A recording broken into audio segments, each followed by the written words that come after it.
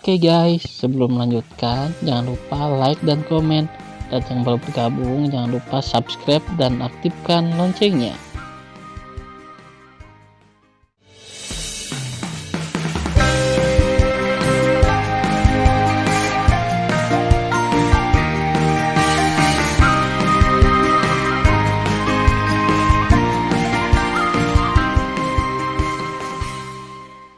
Episode 46. Melanjutkan cerita sebelumnya. Salah satu tentara peri memimpin untuk memperlambat, dan berteriak ngeri, cepat masuk ke kota, dan laporkan ke wakil penguasa kota tentang keberanian fanatik membunuh jenderal penjaga kota. Oke. Dengan kata-kata ini, ribuan tentara abadi melayang ke udara dan mencoba terbang ke kota melalui gerbang. Pedang pembunuh Hongmeng. Saat Tan Yun membacanya, pedang pembunuh Hongmeng terbang keluar dari pikirannya dan meledak ke tangan kanannya. Pada saat yang sama, 11 pedang Hongmeng, seperti Jin Mi, Musin dan King Ying, terbang keluar dari pikirannya dan melayang di atas kepala Tan Yun. Membunuh. Dengan pedang di udara, Tan Yun membunuh ribuan tentara abadi. 11 pedang ilahi Hongmeng yang melayang di atas kepalanya menyerbu ribuan tentara abadi dengan kekuatan merobek kekosongan. Puff-puff. Setiap kali Tan Yun memegang pedang, darahnya terciprat, dan lusinan tentara abadi berada di tempat yang berbeda. Tidak. Luangkan hidupmu. Petik 2. Tan Yun menutup telinga terhadap permohonan ribuan tentara abadi dan meluncurkan pembantaian. Jin Mi dan 11 pedang ilahi Hongmeng lainnya, dengan aliran darah, menembus alis seorang prajurit abadi yang terkenal dan menembus bagian belakang kepalanya. Hua-hua. Darahnya kosong, dan bau darah yang menyengat menjijikkan. Mayat, disemprot dengan darah, jatuh di luar gerbang kota dan menumpuk seperti gunung. Dalam waktu singkat, ribuan tentara abadi tidak kembali sepanjang hidup mereka. Tan Yun tampak acuh tak acuh dan menyingkirkan 11 pedang ilahi Hongmeng. Memegang pedang di tangan kanannya, dia memasuki kota yang ditinggalkan. Pada saat ini, makhluk abadi menyaksikan adegan di mana Tan Yun membantai tentara abadi. Melihat langkah demi langkah, Tan Yun yang kejam ingin melarikan diri. Berhenti. Tan Yun melintas di udara, melintasi jarak ribuan kaki, meraih leher abadi dengan tangan kirinya, menunjukkan mata ilahi Hongmeng, dan bertanya, "Katakan padaku, apakah kamu ingin membunuh abadi yang lebih rendah?" Orang-orang abadi mengangguk dengan tatapan kusam. Kematian layak mendapatkan lebih. Suara Tan Yun jatuh. Setelah melonggarkan leher abadi dengan tangan kirinya, dia menepukkan tangannya di dahi abadi. Bang!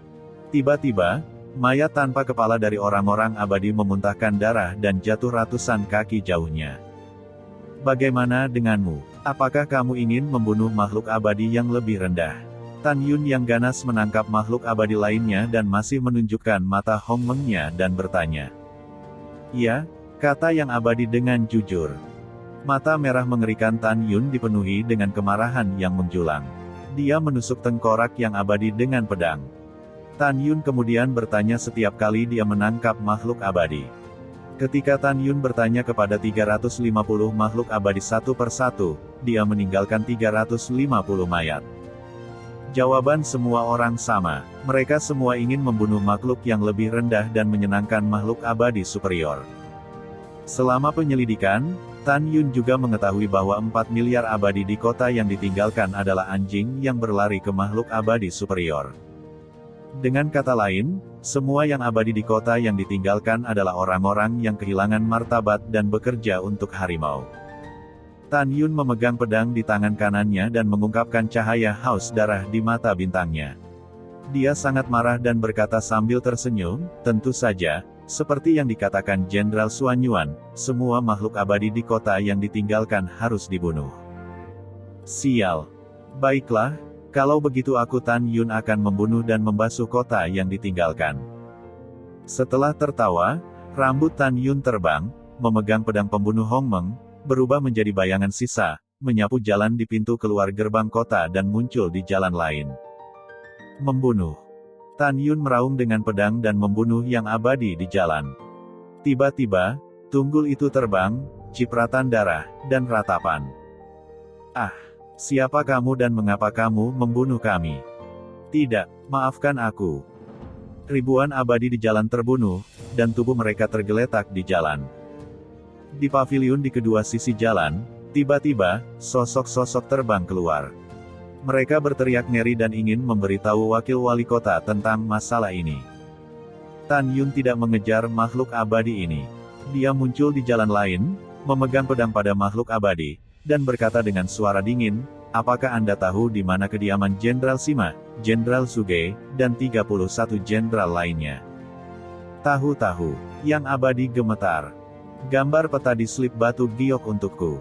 Tan Yun tidak diragukan lagi berkata, menunjukkan mata surgawi Hong Meng-nya, dan memerintahkan, gambar kediaman wakil wali kota dan lokasi kediaman wali kota. Yang abadi segera mengeluarkan slip giok kosong dari cincin abadi dan menggambar peta sesuai dengan persyaratan Tan Yun. Setelah mengendalikan pengetahuan abadi untuk menyusup ke dalam slip batu giok, Tan Yun ingat lokasi geografis kediaman Tuan Kota, kediaman wakil Tuan Kota dan kediaman 31 jenderal.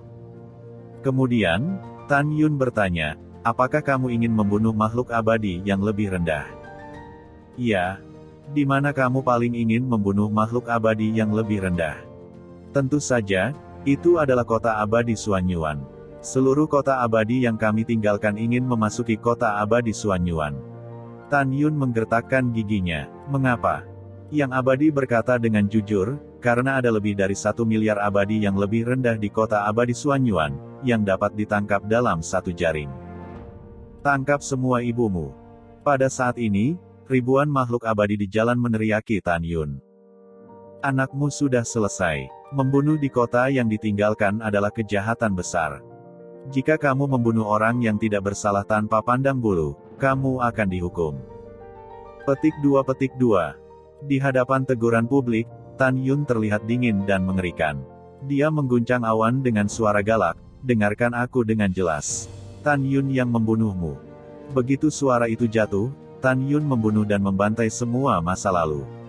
Setelah meninggalkan lebih dari 1000 mayat di jalan, dia menghilang di ujung jalan. Selanjutnya, Tan Yun membantai lebih dari 20.000 musuh di 9 jalan yang bersilangan. Kemudian dia tidak membunuh lagi, tetapi berubah menjadi sinar ungu, meluncur di atas kota yang ditinggalkan dengan kecepatan tinggi, dan menembak ke arah kediaman militer Laksamana Sima di selatan kota.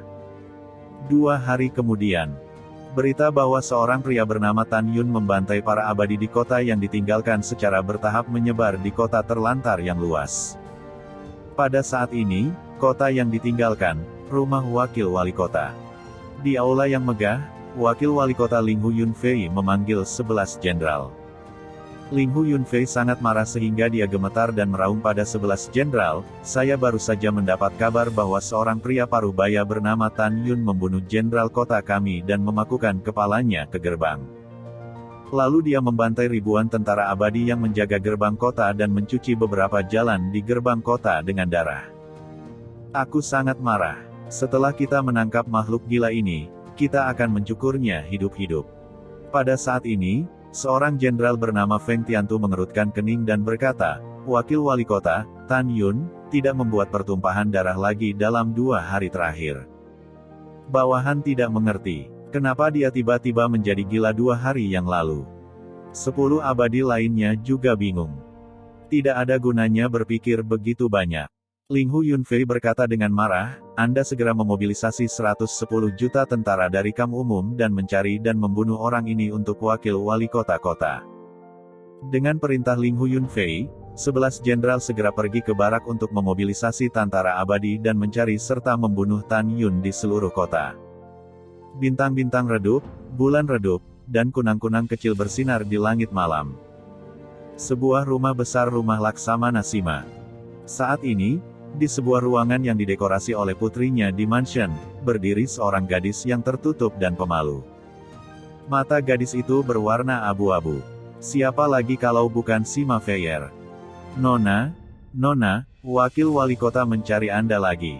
Pada saat ini, seorang gadis pelayan dengan gembira berlari ke kamar kerja. "Di mana dia?" Mata indah Sima Fei memancarkan ekspresi bahagia. "Itu ada di lantai pertama." Gadis pelayan berkata sambil tersenyum, Nona muda, saya pikir wakil wali kota sangat menyukai Anda dan datang menemui Anda setiap hari. Sima Feier tersenyum, tidak mengatakan apa-apa, lalu meninggalkan kamar kerja ditemani oleh pelayan, dan pergi ke lobi di lantai 1. Di lobi berdiri seorang pemuda dengan pembawaan yang luar biasa. Namanya adalah Ling Huli. Sekarang dia adalah orang kuat di tingkat ke-7 ranah suci kaisar.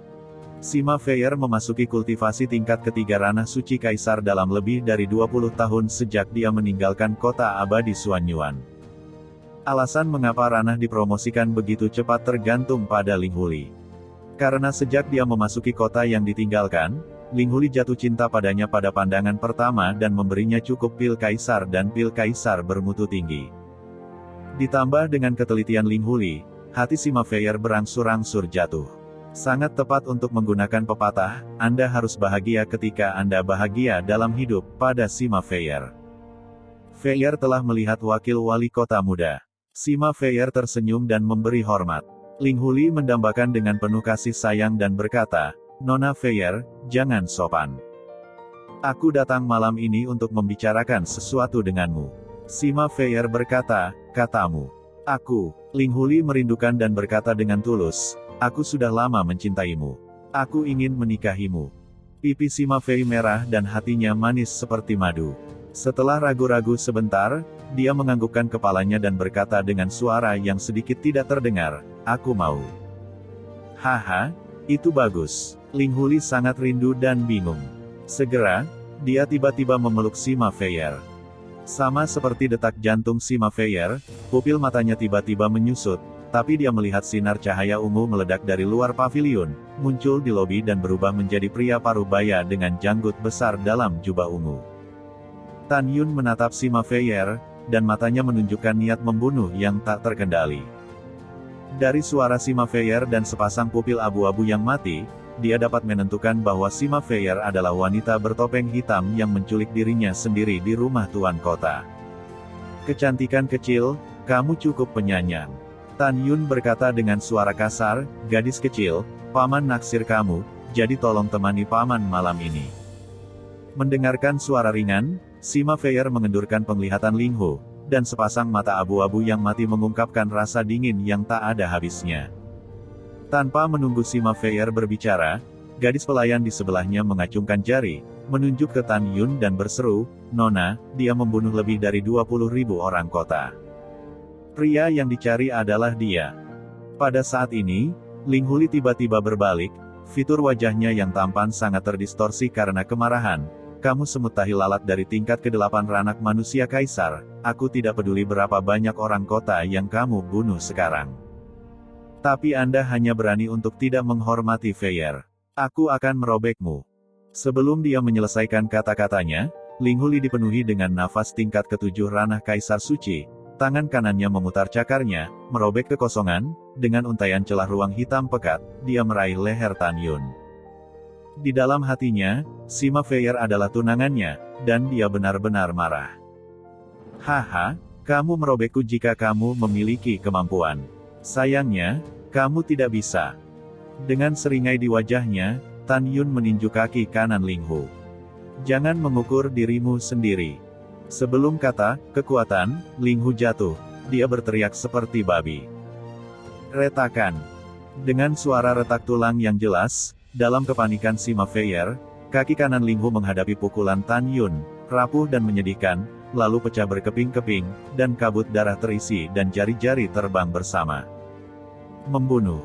Setelah Ling Hu berteriak, dia membuat raungan histeris, memutar tangan kirinya, dan kapak abadi kelas atas dengan atribut guntur muncul, membelah pintu Tan Yun seperti kilat. Pada saat ini, dia berpikir bahwa Tan Yun memiliki kekuatan yang kuat untuk menantang di luar levelnya. Ketika dia terkejut, dia memutuskan bahwa dia tidak akan pernah kehilangan tangan kanannya jika dia tidak ceroboh. Tetapi pada saat berikutnya, Ling Hu berubah dari kaget menjadi panik.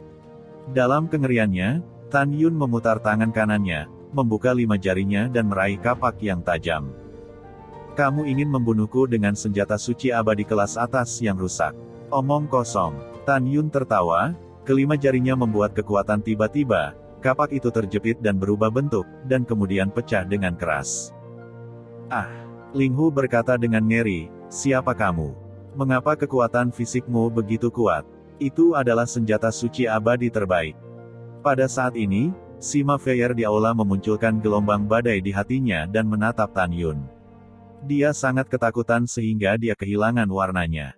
Tan Yun menyipitkan mata dan melirik Sima Feier.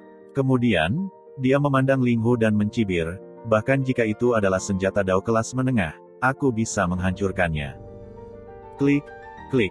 Tan Yun tiba-tiba maju selangkah, kaki kanannya bergoyang ke kiri dan ke kanan, dan menendang lutut Ling Hu.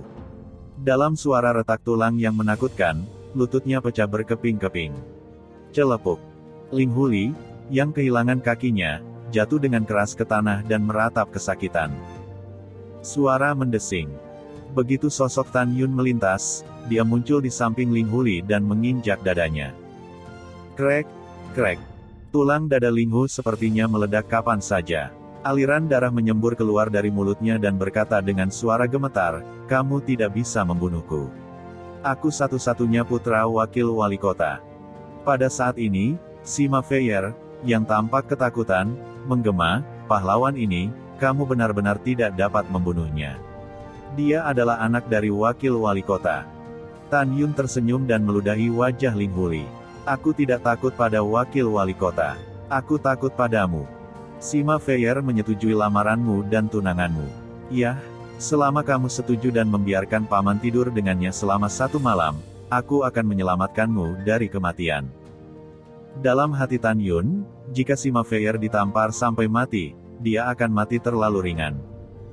Tan Yun ingin pria yang dicintainya mengatakannya sendiri dan membiarkannya tidur dengannya selama 1 malam. Pernah dikatakan, itu akan menjadi pukulan yang kuat untuk hati Sima Feier. Tidak, Ling Hu merindukan dan tidak berani menatap Tan Yun secara langsung. Dia tunanganku. Selama kamu segera melepaskanku, aku akan memohon padamu dan membiarkan ayahku berhenti menyelidikimu karena membantai orang-orang abadi. Tanpa menunggu kata-kata Ling Hu, dia dipotong oleh Tan Yun dengan dingin. Suara, apakah orang-orang di kota yang ditinggalkan itu manusia? Kalian semua adalah binatang.